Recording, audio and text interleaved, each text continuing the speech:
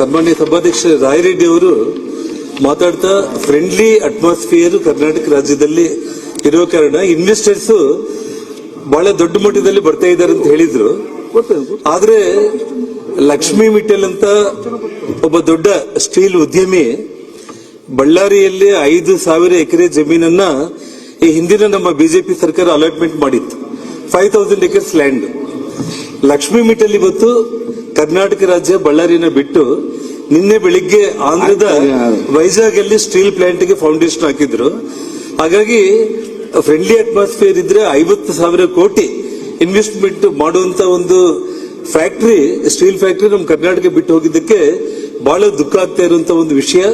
ಅದೆಲ್ಲದನ್ನ ಬಿಟ್ಟು ತುಂಬಾ friendly atmosphere ಇದೆ ಅಂತ ಅವ್ರು ಏನ್ ಹೇಳಿದಾರಲ್ಲ, ಅದು ಬಹಳ ತಲೆ ತಗ್ಗಿಸಿಕೊಳ್ಳುವಂತ ಒಂದು ವಿಷಯ. ಬಳ್ಳಾರಿಯ ನಿರಂತರ ಸುದ್ದಿಗಾಗಿ ಬಳ್ಳಾರಿ ಬೆಳಗಾಯಿತು ಚಾನೆಲ್ನ ಸಬ್ಸ್ಕ್ರೈಬ್ ಮಾಡಿ ಹಾಗೂ ಬೆಲ್ ಐಕಾನ್ ಒತ್ತಿ.